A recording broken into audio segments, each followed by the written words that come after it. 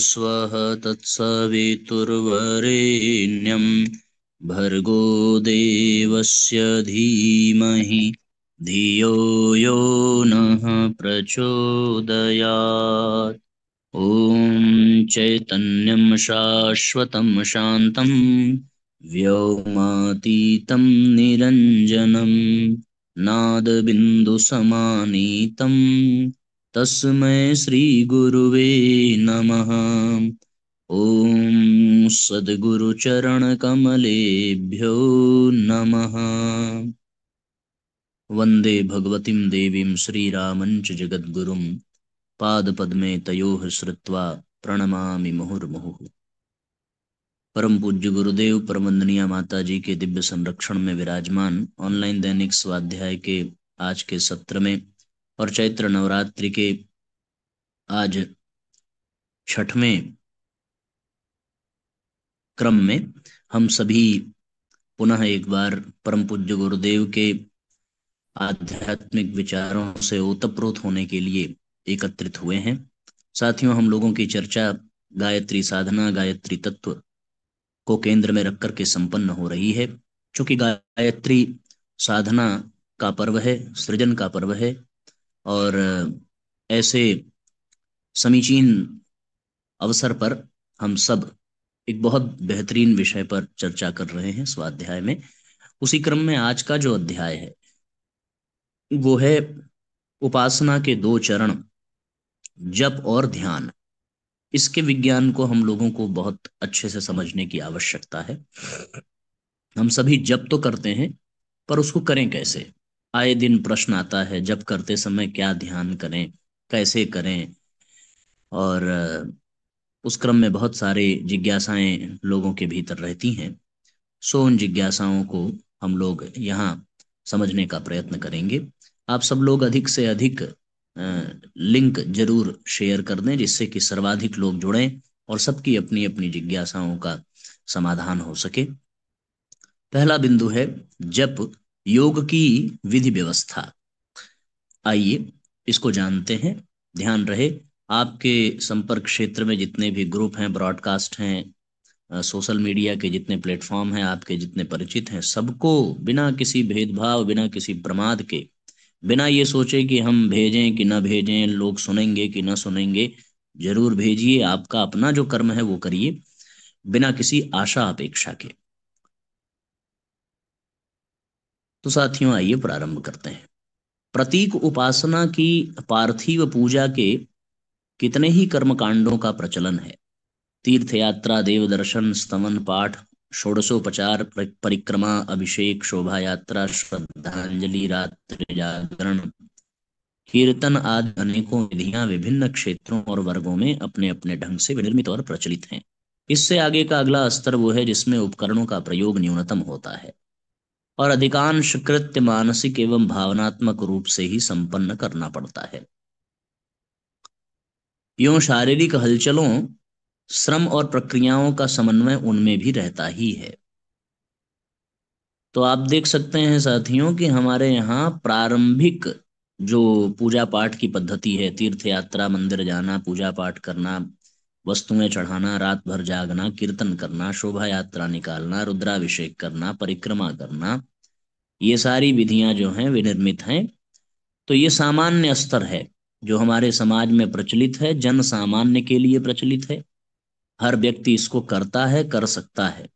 पर इससे अगले स्तर की साधना जो तीर्थ यात्रा से भी श्रेष्ठ है, रुद्राभिषेक से भी श्रेष्ठ है, परिक्रमा से भी श्रेष्ठ है, रात्रि जागरण से भी श्रेष्ठ है, कीर्तन से भी श्रेष्ठ है, उसमें उपकरणों की, कहीं आने जाने की आवश्यकता बहुत कम पड़ती है। क्यों? क्योंकि वो मानसिक और भावनात्मक रूप से संपन्न होता है। शारीरिक आवश्यकता, श्रम, प्रक्रिया, हलचल उसमें भी होती है, पर उतनी नहीं जितनी प्रारंभिक अवस्था की साधनाओं में होती है। उच्च स्तरीय साधना क्रम में मध्यवर्ती विधान के सामान्यतया दो कहलाते हैं। ये भी मध्यवर्ती है, यानी इससे आगे के भी साधना का स्तर है। तो मध्यवर्ती साधना हम लोग कर रहे हैं, जप और ध्यान। न केवल भारतीय परंपरा में वरन समस्त विश्व के विभिन्न साधना प्रचलनों में भी किसी न किसी रूप में इन्हीं दो का सहारा लिया गया है। प्रकार कई हो सकते हैं, पर उन्हें इन दो वर्गों के ही अंग प्रत्यंग के रूप में देखा जा सकता है। साधना की अंतिम स्थिति में शारीरिक या मानसिक कोई कृत्य करना शेष नहीं रहता। मात्र अनुभूति, संवेदना, भावना तथा संकल्प शक्ति के सहारे विचार रहित शून्यावस्था प्राप्त की जाती है। इसी को समाधि अथवा तुरीयावस्था कहते हैं। ब्रह्मानंद का, परमानंद का अनुभव इसी स्थिति में होता है। इसे ईश्वर और जीव के मिलन की चरम अनुभूति कह सकते हैं। इस स्थान पर पहुंचने से ईश्वर प्राप्ति का जीवन लक्ष्य पूर्ण हो जाता है। यह स्तर समयानुसार आत्म विकास का क्रम पूरा करते चलने से ही उपलब्ध होता है। उतावली में काम बनता नहीं, बिगड़ता ही है। तुर्त फुर्त ईश्वर दर्शन, समाधि स्थिति, कुंडलिनी जागरण, शक्तिपात जैसी आतुरता से बाल बुद्धि का परिचय भर दिया जा सकता है। प्रयोजन कुछ सिद्ध नहीं होता। शरीर को सत्कर्मों में और मन को सद्विचारों में ही अपनाए रहने से जीव सत्ता का उतना परिष्कार हो सकता है जिससे वह स्थूल और सूक्ष्म शरीरों को समुन्नत बनाते हुए कारण शरीर के उत्कर्ष से संबद्ध दिव्य अनुभूतियां और दिव्य सिद्धियां प्राप्त कर सके। समय अनुसार उस अंतिम स्थिति की कॉलेज पाठ्यक्रम की भी शिक्षा उपलब्ध हो जाती है। ऐसी दिव्य सत्ताएं इस संसार में मौजूद हैं जो पात्रता के तालाबों को बालों की तरह बस सदा भरा पूरा रखने को आयोचित सहायता प्रदान कर सकें। हमें शरीर के जड़ और मन के अर्ध चेतन स्तरों को परिष्कृत बनाने में ही अपना सारा ध्यान केंद्रित करना चाहिए। साधना विज्ञान की दौड़ इन्हीं दो क्षेत्रों के विकास में सहायता करने वाले विधि विधान बताने में केंद्रीभूत है। इतना बन पड़े तो अगली बात निखिल ब्रह्मांड में संव्याप्त चेतना के प्रत्यक्ष मार्गदर्शन पर छोड़ी जा सकती है। अपना आपा ही इतना ऊंचा उठ जाता है कि पृथ्वी की आकर्षण शक्ति से ऊपर निकल जाने के बाद रॉकेट जिस प्रकार अपनी यात्रा करने लगते हैं, उसी प्रकार स्वयमेव आत्म साधन का शेष भाग पूरा हो जाता है। साथियों, जो अंतिम स्तर है साधना का, जिसमें समाधि है, कुंडलिनी जागरण है, ईश्वर दर्शन है, परमानंद की प्राप्ति है, तुरीयावस्था है, ये सब अंतिम स्तर का साधना विज्ञान है। यहां तक पहुंचना सबके लिए बहुत कठिन है। सब लोग प्रयत्न करें और जल्दबाजी करें, पुरुषार्थ करें तो बात बनने के बजाय बिगड़ भी जाती है। इसलिए पूज्य गुरुदेव कहते हैं कि इसके लिए केवल और केवल अपने शरीर द्वारा श्रेष्ठ कर्म और मन द्वारा सद्विचार, इन दो में ही निमग्न रहा जाए तो अपने आप हमारा आत्म परिष्कार निरंतर होता रहता है। और जैसे रॉकेट पृथ्वी के गुरुत्वाकर्षण से बाहर निकल करके अपने आप भागता चला जाता है, उसी प्रकार हमारा आत्म परिष्कार का क्रम अपने आप संभव होने लगता है। क्योंकि कर्म और विचारों को नियंत्रित करना यही केवल हमारे वश में है। आत्म उद्धार फिर हमारे गुरु, हमारे इष्ट, हमारे भगवान के हाथ में हमको छोड़ देना चाहिए। तो ये दूसरे स्तर की साधना है, अंतिम स्तर की साधना। तो हमने प्रारंभिक स्तर की साधना भी देख ली, तीर्थ यात्रा, दान पुण्य, भजन कीर्तन, अभिषेक इत्यादि।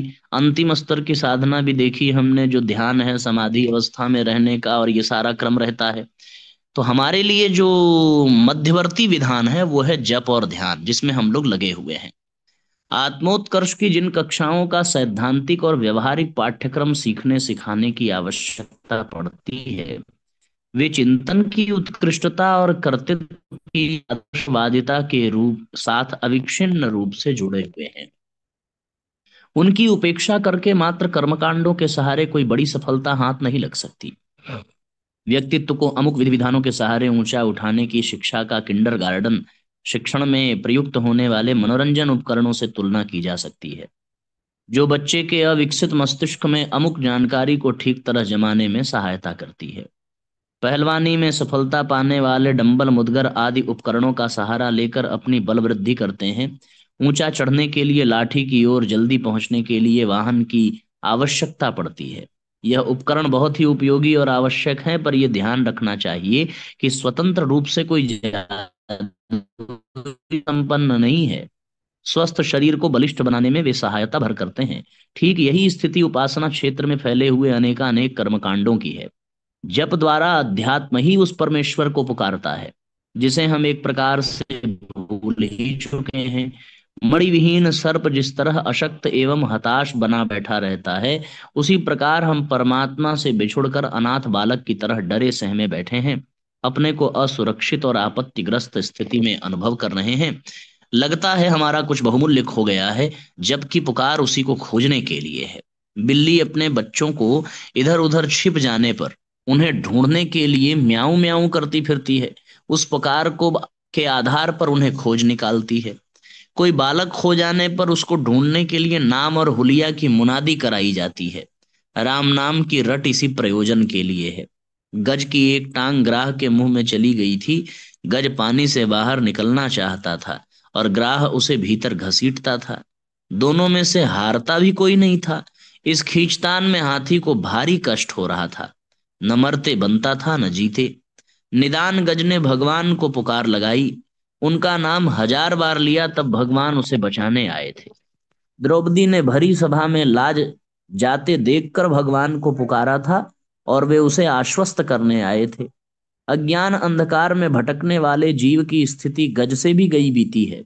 गज की एक टांग को एक मगर खा रहा था। यहाँ काम क्रोध मद मत्सर रूपी 4 ग्राह, दोनों हाथ और दोनों पैर, सिर धड़ इन छहों को खाए जा रहे हैं। द्रौपदी का शरीर ही निर्वसन हो रहा था। परात्मा की शालीनता का आवरण उतरता जाने से उसका बहिरंग और अंतरंग दोनों ही लज्जास्पद बनते चले जा रहे हैं। ऐसी दशा में गज रूपी मन और आत्मा रूपी द्रौपदी का भगवान को पुकारना उचित ही है। जप में भगवत नाम की रट पतन के गर्त में से हाथ पकड़कर ऊपर उबारने के लिए ही लगाई जाती है। परमात्मा की दिव्य चेतना के अभाव में मनुष्य नरपशु नरकीटक मात्र बनकर रह जाता है। पंच तत्वों की काया में पेट और प्रजनन मात्र की 2 आकांक्षाएं रहती हैं और वह उनकी पूर्ति के लिए वासना तृष्णा में ग्रसित रहकर अचिंत चिंतन तथा अकर्म करने में निरत रहता है। आदर्शों को अपनाने के लिए न उसकी उत्कंठा जगती है और न चेष्टा ही होती है। सड़ी कीचड़ में कुलबुलाते रहने वाले घिनौने कीड़ों की तरह उसे कुत्साओं और कुंठाओं की शोक संतापों की प्रताड़नाएं सहन करते हुए इस सुर दुर्लभ अवसर को रोते कलपते गंवाना पड़ता है। इस अंधकार में भटकने से त्राण पाने के लिए आत्मा प्रकाश को पुकारती है। यह प्रकाश भगवान ही हो सकता है। उसे पाने की आतुरता में जिन शब्दों का उच्चारण होता है उसे नाम जप कहते हैं, कह सकते हैं। तो ये साथियों नाम जप का पूरा दर्शन है। जप में भगवत नाम की रट पतन के गर्त में से हाथ पकड़कर ऊपर उबारने के लिए है। ऐसे तो परमात्मा के अभाव में मनुष्य नरपशु नरकीटक है। केवल पेट प्रजनन की आकांक्षा ही उसमें रहती है। वासना तृष्णा में वो ग्रसित रहता है। आदर्शों को अपनाने के लिए न उसकी उत्कंठा जगती है न कोई प्रयास होता है। कीचड़ में कुलबुलाते रहने वाले घिनौने कीड़ों की तरीके से वो शोक संताप और प्रताड़नाएं सहता है, रोता कलपता जीवन बिताता है। अंधकार में भटकने से त्राण पाने के लिए आत्मा प्रकाश को पुकारती है, यही जप है। यह सोचना व्यर्थ है कि भगवान का मन इतना ओछा है कि वे अपना नाम लेने वाले से, चापलूसी भरे शब्दोच्चार करने वाले से प्रसन्न हो जाते हैं। उन्हें नाम लेने न लेने से कोई वास्ता नहीं है। वह दिव्य सत्ता तो केवल इतना देखती है कि जो काम सौंपे गए थे वे पूरे किए गए या नहीं। वे अनुशासन और कर्तव्य पालन भर की अपेक्षा मनुष्य से करते हैं और इसी कसौटी पर कसकर दंड पुरस्कार की व्यवस्था करते हैं। उनका रोष और प्रेम ठीक विद्युत शक्ति की तरह है। बिजली का विधिवत उपयोग करने वाले उससे तरह तरह के लाभ उठाते हैं। रोशनी, पंखा, रेडियो, हीटर जैसे अनेक प्रयोजन पूरे करते हैं, किंतु जो उसके खुले तार छूने की उच्छृंखलता बरतते हैं वे रोष का एक के भाजन बनते हैं और अपने प्राण गंवा बैठते हैं। भगवान का एक नाम रुद्र भी है। रुद्र अर्थात भयंकर। अनीति बरतने वालों को वे बिना दया मया प्रदर्शित किए कसकर दंड भी देते हैं। नाम जप की चापलूसी से ईश्वर को फुसला लेने और जो लाभ सन्मार्ग पर चलने वाले को मिलता है वही पूजा पत्री से पा लेने की बात सोचना मूर्खतापूर्ण है। ईश्वर को इतना मूर्ख और ओछा नहीं समझा जाना चाहिए।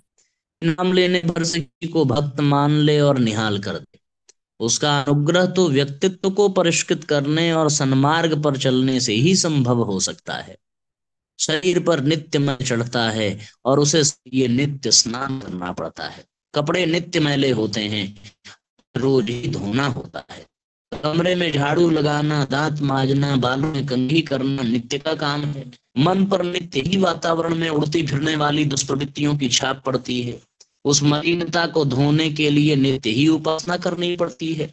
भगवत स्मरण उपासना का प्रधान अंग है। नाम के आधार पर ही किसी सत्ता का बोध और स्मरण हमें आता है। ईश्वर को स्मृति पटल पर प्रतिष्ठापित करने के लिए उसके नाम का सहारा लेना पड़ता है। स्मरण से आह्वान, आह्वान से स्थापना और स्थापना से उपलब्धि का क्रम चल पड़ना मनोविज्ञान शास्त्र द्वारा समर्थित है। स्मरण से आह्वान, आह्वान से स्थापना, स्थापना से उपलब्धि।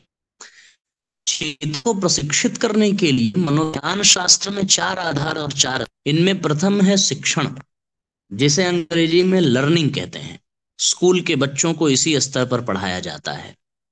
उन्हें तरह तरह की जानकारियां दी जाती हैं। जानकारियों को सुन लेने भर से काम नहीं चलता, विद्यार्थी उन्हें बार बार दोहराते हैं। स्कूली पढ़ाई का सारा क्रम ही दोहराने याद करने के सहारे खड़ा होता है। पहाड़े रटने पड़ते हैं। संस्कृत को रटंत विद्या ही कहा जाता है। प्रकारांतर से ये रटाई किसी न किसी प्रकार हर छात्र को करनी पड़ती है। स्मृति पटल पर किसी नई बात को जमाने के लिए बार बार दोहराए जाने की क्रिया अपनाए बिना और कोई रास्ता ही नहीं है। एक बार याद कर लेने से कुछ बातें तो देर तक याद बनी रहती हैं, पर कुछ ऐसी भी हैं जो थोड़े दिन अभ्यास छोड़ देने से एक प्रकार से विस्मरण ही हो जाती हैं। स्कूली पदार्थ छोड़ देने के उपरांत यदि वे विषय काम में ना आते रहें तो कुछ समय बाद विस्मृत हो जाते हैं। फौजी सिपाहियों को नित्य ही परेड करनी पड़ती है। पहलवान लोग बिना नागा अखाड़े में जाते और रोज ही दंड बैठक करते हैं। संगीतकारों के लिए नित्य का रियाज आवश्यक हो जाता है। कुछ समय के लिए भी वे गाने बजाने का अभ्यास छोड़ दें तो उंगलियां लड़खड़ाने लगेंगी और ताल स्वरों में अड़चन उत्पन्न होने लगेगी। शिक्षण की लर्निंग भूमिका में पुनरावृत्ति का आश्रय लिया जाना चाहिए, जब द्वारा अनभ्यस्त ईश्वरीय चेतना को स्मृति पटल पर जमाने की आवश्यकता होती है, ताकि उपयोगी प्रकाश की अंतःकरण में प्रतिष्ठापना हो सके।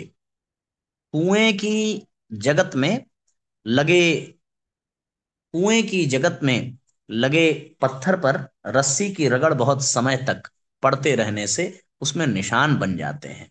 हमारी मनोभूमि भी इतनी ही कठोर है।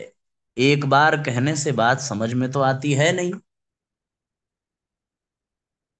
पर उसे स्वभाव की अभ्यास की भूमिका तक उतारने के लिए बहुत समय तक दोहराने की आवश्यकता पड़ती है। पत्थर पर रस्सी की रगड़ से निशान पड़ने की तरह ही हमारी कठोर मनोभूमि पर भगवत संस्कारों का गहराई तक जम सकना संभव है। ये पहला है, बार बार रटना, बार बार स्मरण करना, बार बार जपना। दूसरी शिक्षण है रिटेंशन। लर्निंग के बाद रिटेंशन, अर्थात प्रस्तुत जानकारी को स्वभाव का अंग बना लेना। और तीसरी भूमिका है रिकॉल, अर्थात भूतकाल की किन्हीं विस्मृत स्थितियों को कुरेद बीनकर फिर से सजीव कर लेना। और चौथी भूमिका है रिकॉग्निशन, अर्थात मान्यता प्रदान कर देना, निष्ठा, आस्था, श्रद्धा एवं विश्वास में परिणत कर देना। उपासना में इन्हीं सब प्रयोजनों को पूरा करना पड़ता है। यह चारों ही परतें छेड़नी होती हैं। भगवान की समीपता अनुभव कराने वाली प्रतीक पूजा रिटेंशन है।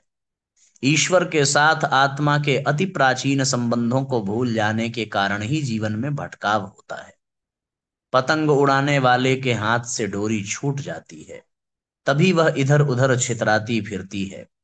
बाजीगर की उंगलियों से बंधे कठपुतली के संबंध सूत्र टूट जाएं तो फिर वे लकड़ी के टुकड़े नाच किस प्रकार दिखा सकेंगे। कनेक्शन तार टूट जाने पर बिजली के यंत्र अपना काम करना बंद कर देते हैं। ईश्वर और जीव का संबंध सनातन है, पर वह माया में अत्यधिक प्रवृत्ति के कारण एक प्रकार से टूट ही गया है। इसे फिर से जोड़ने की प्रक्रिया रिकॉल है। तो साथियों, ये पूरा का पूरा क्रम है, पुनः जोड़ने की प्रक्रिया, उसको कहते हैं रिकॉल। जप द्वारा यह उद्देश्य भी पूरा होता है। चौथी भूमिका रिकॉग्निशन। इसमें पहुंचने पर जीवात्मा की मान्यता अपने भीतर ईश्वरीय प्रकाश विद्यमान होने की बनती है, और वह वेदांत तत्व ज्ञान की भाषा में अयमात्मा ब्रह्म तत्वमसि सोहमस्मि चिदानंदोहम शिवोहम की निष्ठा जीवित करता है। यह शब्दोच्चार नहीं, वर्ण मान्यता का स्तर है, जिसमें पहुंचे हुए मनुष्य का गुण कर्म स्वभाव दृष्टिकोण और क्रियाकलाप ईश्वर जैसे स्तर का बन जाता है। उसकी स्थिति महात्मा देवात्मा एवं परमात्मा जैसी देखी और अनुभव की जा सकती है। आत्मिक प्रगति के लिए चिंतन क्षेत्र की जुताई करनी पड़ती है, तभी उसमें उपयोगी फसल उगती है। खेत को बार बार जोतने से ही उसकी उर्वरा शक्ति बढ़ती है। नाम जप को एक प्रकार से खेत की जुताई कह सकते हैं। प्रहलाद की कथा है कि वे स्कूल में प्रवेश पाने के उपरांत पट्टी पर केवल राम नाम ही लिखते रहे। आगे की बात पढ़ने के लिए कहे जाने पर भी राम नाम। इस एक को पढ़ लेने पर सारी पढ़ाई पूरी हो जाती है, ऐसा वे कहते रहे। युधिष्ठिर की कथा भी ऐसी है कि सत्यम वद उनको पढ़ाया गया, तो वो उसको ही रटते लिखते रहे। अध्यापक ने आगे पाठ पढ़ने के लिए कहा, तो उनका उत्तर यही था कि एक पाठ याद हो जाने पर दूसरा पढ़ना चाहिए। उनका तात्पर्य ये था कि सत्य के प्रति अगाध निष्ठा और व्यवहार में उतारने की परिपक्वता उत्पन्न हो जाने तक उसी क्षेत्र में अपने चिंतन को जोते रहना चाहिए। नाम जप में होने वाली पुनरावृत्ति के पीछे युधिष्ठिर और प्रहलाद द्वारा अपनाई गई प्रक्रिया का संकेत है। भगवान मैं जीवन बनाने की स्थिति आने तक नाम स्मरण करते जाना चाहिए। अंतरात्मा द्वारा एक मन और 10 इंद्रियों को पढ़ाने के लिए खोली गई पाठशाला को उपासना कृत्य समझा जा सकता है। उसमें नाम जप की रटाई कराई जाती है, ताकि यह छात्र वर्णमाला गिनती पहाड़े भली प्रकार याद कर सके। एक ही विधान को दोहराते रहने के पीछे यही बाल शिक्षण की प्रक्रिया काम करती है।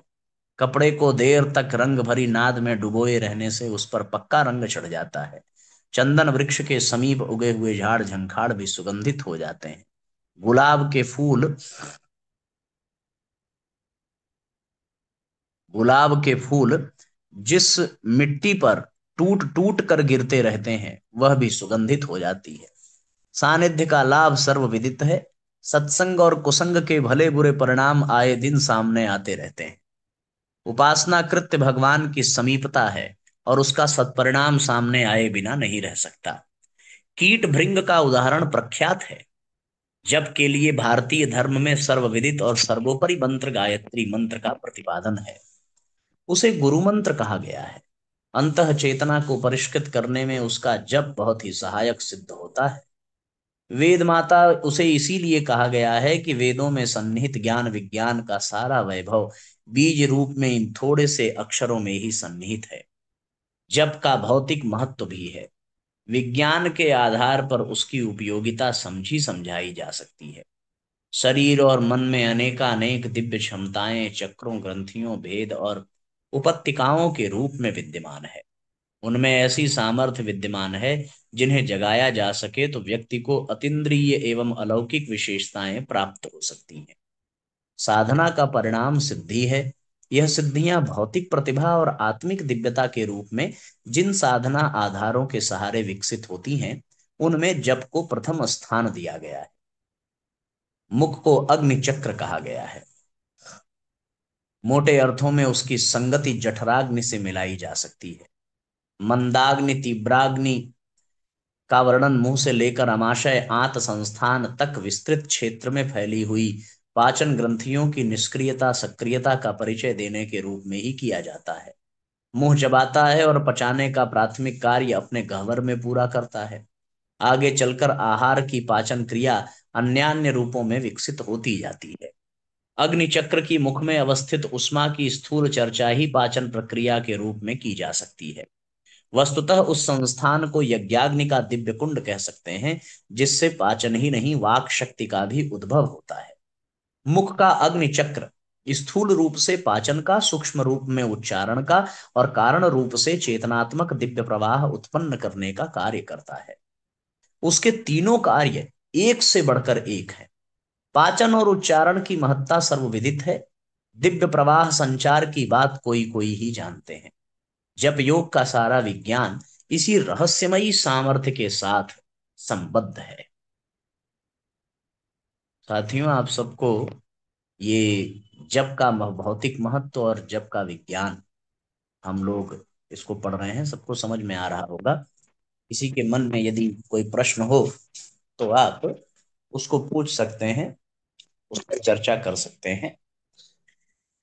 तो जितनी भी हमारे चक्र ग्रंथियां उपत्तिकाएं हैं, उन सब में अद्भुत सामर्थ्य विद्यमान है। उसको जगाया जाए तो साधना का परिणाम सिद्ध होता है।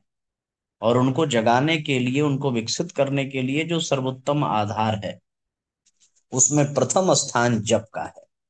मुख को अग्नि चक्र कहते हैं, तो यहाँ मुख के अग्नि चक्र में तीन कार्य हैं। स्थूल रूप से उसका कार्य क्या हो जाता है? पचाने का। सूक्ष्म रूप से उसका कार्य उच्चारण करना, और कारण रूप से चेतना के दिव्य प्रवाह का। अब आगे लिखते हैं कि शब्दों का उच्चारण मात्र जानकारी ही नहीं देता, वरन उसके साथ अनेकानेक भाव, अभिव्यंजनाएं, संवेदनाएं, प्रेरणाएं, शक्तियां भी जुड़ी होती। यदि ऐसा न होता तो वाणी में मित्रता एवं शत्रुता उत्पन्न करने की सामर्थ्य न होती। दूसरों को उठाने गिराने में उसका उपयोग न हो पाता। कटु शब्द सुनकर क्रोध चढ़ आता है, और न कहने योग्य करने तथा न करने योग्य कहने की स्थिति बन जाती है। चिंता का समाचार सुनकर भूख प्यास नींद चली जाती है। शोक संवाद सुनकर मनुष्य अर्ध मूर्छित जैसा हो जाता है। तर्क तथ्य उत्साह एवं भावुकता भरा शब्द प्रवाह देखते देखते जन समूह का विचार प्रवाह बदल देता है। उस उत्तेजना से सम्मोहित असंख्य मनुष्य कुशल वक्ता का अनुसरण करने के लिए तैयार हो जाते हैं। द्रौपदी ने थोड़े से व्यंग उपहास भरे अपमानजनक शब्द दुर्योधन से कह दिए थे। उनका घाव इतना गहरा उतरा कि 18 अक्षौहिणी सेना का विनाश करने वाले महाभारत के रूप में उसकी भयानक प्रतिक्रिया सामने। ये साथियों, वाणी के पीछे की चेतना के प्रवाह के विषय में दर्शाया जा रहा है। शब्दों का बड़ा महत्व है, और उन शब्दों के पीछे छिपे हुए संवेदना भाव, इसका भी बड़ा प्रभाव पड़ता है। इन तथ्यों पर विचार करने से स्पष्ट हो जाता है कि वाणी का काम जानकारी देना भर नहीं है। शब्द प्रवाह के साथ साथ प्रभाव उत्पादक चेतन तत्व भी जुड़े रहते हैं, और वे ध्वनि कंपनों के साथ खुले रहकर जहां भी टकराते हैं, वहां चेतनात्मक हलचल उत्पन्न करते हैं। शब्द को पदार्थ विज्ञान की कसौटी पर भौतिक तरंग स्पंदन कर भर कहा जा सकता है, पर उसकी चेतना को प्रभावित करने वाली संवेदनात्मक क्षमता की भौतिक व्याख्या नहीं हो सकती। वह विशुद्ध रूप से आध्यात्मिक है। जब योग में शब्द शक्ति के इसी आध्यात्मिक प्रभाव को छान कर काम में लाया जाता है। नींबू का रस निचोड़कर उसका छिलका एक ओर रख दिया जाता है। दूध में से घी निकालकर छाछ को महत्वहीन ठहरा दिया जाता है। जब योग में ऐसा ही होता है। उसके द्वारा ऐसी चेतन शक्ति का उद्भव होता है, जो जब कर्ता के शरीर एवं मन में विचित्र प्रकार की हलचलें उत्पन्न करती है, और अनंत आकाश में उड़कर विशिष्ट व्यक्तियों को, विशेष परिस्थितियों को तथा समूचे वातावरण को प्रभावित करती है। मंत्रों का चयन ध्वनि विज्ञान को आधार मानकर किया गया है। अर्थ का समावेश गौड़ है। गायत्री मंत्र की सामर्थ्य अद्भुत है, पर उसका अर्थ अति सामान्य है। भगवान से सद्बुद्धि की कामना भर उसमें की गई है। इसी अर्थ प्रयोजन को व्यक्त करने वाले मंत्र श्लोक हजारों हैं। अब यहाँ कितनी सुंदर बात कह रहे हैं कि शब्द प्रवाह के साथ साथ चेतन तत्व भी उसमें जुड़ता है, और वो ध्वनि कंपनों के साथ घुले रहकर टकराता है, चेतनात्मक हलचल उत्पन्न करता है। शब्द को पदार्थ विज्ञान की कसौटी पर भौतिक तरंग स्पंदन भर कहा जा सकता है। लेकिन उसकी चेतना को प्रभावित करने वाली संवेदनात्मक क्षमता की भौतिक व्याख्या नहीं हो सकती, क्योंकि ये केवल और केवल आध्यात्मिक क्षेत्र है। जब योग में शब्द शक्ति के इसी प्रभाव, आध्यात्मिक प्रभाव को काम में लाया जाता है। जैसे नींबू का रस निचोड़कर छिलका रख दिया, दूध से घी निकालकर छाछ को महत्वहीन ठहरा दिया, जप योग में ऐसा ही है। उसके द्वारा ऐसी चेतन शक्ति उद्भव होता है जो जपकर्ता के शरीर मन में विचित्र प्रकार की हलचलें उत्पन्न करता है और अनंत आकाश में उड़कर विशिष्ट व्यक्तियों को, परिस्थितियों तथा समूचे वातावरण को प्रभावित करता है। मंत्रों का चयन ध्वनि विज्ञान के आधार पर मानकर किया गया है। अर्थ का समावेश गौड़ है। अब गायत्री मंत्र की सामर्थ्य अद्भुत है, लेकिन अर्थ अति सामान्य, सद्बुद्धि की कामना भर उसमें की गई है। इस अर्थ प्रयोजन को व्यक्त करने वाले मंत्र श्लोक हजारों हैं। हिंदी तथा अन्य भाषाओं में भी ऐसी कविताओं का की कमी नहीं जिनमें परमात्मा से सद्बुद्धि की प्रार्थना की गई है। फिर इन सब कविताओं को गायत्री मंत्र के समकक्ष क्यों नहीं रखा गया? वस्तुतः मंत्र सृष्टाओं की दृष्टि में शब्दों का गुंथन ही महत्वपूर्ण रहा। कितने ही बीज मंत्र ऐसे हैं जिनका खींचतान के ही कुछ अर्थ भले ही गढ़ा जाए, पर वस्तुतः ह्रीम श्रीम क्लीम ऐम हुम यम फट आदि शब्दों का अर्थ क्या हो सकता है? इस प्रश्न पर माथापच्ची करना बेकार है। इनका सृजन यह ध्यान में रखते हुए किया गया है कि इनका उच्चारण किस स्तर की शक्ति कंपन उत्पन्न करता है और इनका जपकर्ता बाह्य वातावरण तथा अभिष्ट प्रयोजन पर क्या प्रभाव पड़ता है। तो मानसिक, वाचिक एवं उपांशु जप में ध्वनियों के हल्के भारी किए जाने की प्रक्रिया काम में लाई जाती है। वेद मंत्रों के अक्षरों के साथ साथ उदात्त, अनुदात्त और स्वरित क्रम से उनका उच्चारण नीचे ऊंचे तथा मध्यवर्ती उतार चढ़ाव के साथ किया जाता है। उनके सस्वर उच्चारण की परंपरा है। यह सब विधान इस दृष्टि से बनाने पड़े कि उन मंत्रों का जप अभिष्ट उद्देश्य पूरा कर सकने वाला शक्ति प्रवाह उत्पन्न कर सके। ये साथियों मंत्र का विज्ञान हम लोगों ने यहाँ थोड़ा बहुत पढ़ा। अब मंत्र जप की दोहरी प्रतिक्रिया होती है, यहाँ से हम लोग अब कल पढ़ेंगे। आज के लिए इतना ही। कल और विस्तार पूर्वक जप के विज्ञान को समझा जाएगा। आइए आज के सत्र को यहीं पर विश्राम दिया जाए। गायत्री मंत्र साथ साथ। ओम भूर्भुवः स्वः तत्सवितुर्वरेण्यं भर्गो देवस्य धीमहि धियो यो नः प्रचोदयात्। सभी आत्मीय बंधुओं को बहुत बहुत प्रणाम, बहुत बहुत धन्यवाद साथियों जुड़ने के लिए। शेयर करना बिल्कुल ना भूलें और जितने भी लोगों ने सुना है सब लोग लाइक जरूर करें, जिससे कि सर्वाधिक लोगों को इसका लाभ मिले। सबको प्रणाम, सबका मंगल हो। जय राम जी की शुभ रात्रि।